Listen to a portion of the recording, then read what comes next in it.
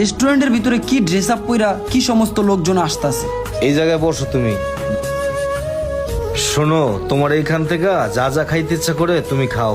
ভাই আমি তো এই চাইনা খাওয়ানোর নাম তো জানি না। হয় মামুন, দেহ তো ওই টেবিলে কি লাগে। আচ্ছা দেখতাছি। ভাই কি লাগবে অর্ডার করেন। আচ্ছা তুমি তো দুপুরে কিছু খাও নাই, এই যে দেখতেছো ফ্রাইড রাইস, এটাই তুমি খাও। আচ্ছা এই যে ফ্রাইড রাইস, এটা নিয়ে আসো।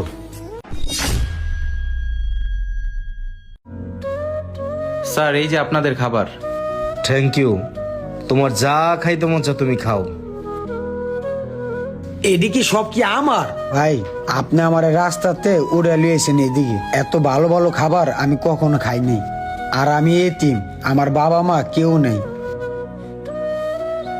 তোমার খাওয়া শেষ না? তাহলে চলো, উঠো উঠো। বুঝলাম না, খাওয়া দাওয়া শেষ করে বিল না দিয়ে দিয়ে গেছে গা। স্যার আপনি মনে হয় বিলটা পে করেন নাই কা? আপনি মনে হয় এই রেস্টুরেন্টে নতুন আইছেন না? আর আমি এই রেস্টুরেন্টে খায়া কখনো কোনোদিন বিল দেই না। ও আচ্ছা, আপনি বিল পে করবেন না? আপনি কি রেস্টুরেন্টের মালিক নাকি? দেখেন যা যা খাইছেন বিল পে করেন। আসলে ভাই আমার পকেটে কোনো টাকাই নাই কা, আমার পকেট পুরাই খালি। যদি পকেটে টাকাই না থাকে তাহলে খাইতে আসছেন কেন? পকেটে টাকা নেই কা রেস্টুরেন্টে খাইতে আইছেন? নিজে তো খাইতে পারেন, আবার আরেকজনের সাথে করে নিয়ে আইছেন। যদি পকেটে টাকাই না থাকে তাহলে একটা চাকরি বাকরি করেন, আর চাকরি বাকরি না থাকলে আমি একটা কাজের ব্যবস্থা করে দিই। আরে না না, আমি খাউন ফ্রিতেই খামু, আর কোনো চাকরি বাকরিও করুম না, আর খাউন খায়া কোনো বিলও দিব না। বুঝতে পারছি আপনি মনে হয় অনেক ঝামেলার ভিতরে আছেন। আপনার বিল আমি পেড করে দিতেছি। এলন টাকা ক্যাশে যা বিলটা পে করে দেন।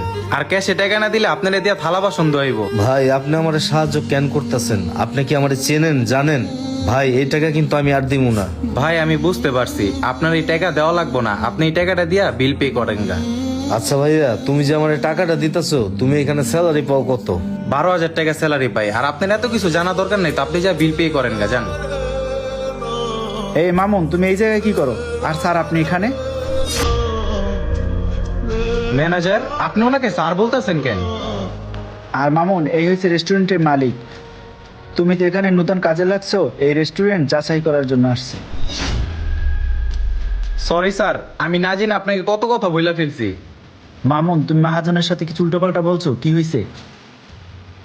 মাহাজন ও তো নতুন জয়েন করছে, ও যদি কোনো ভুল টুল করে থাকে তাহলে আমার পক্ষ থেকে ক্ষমা চাইতেছি।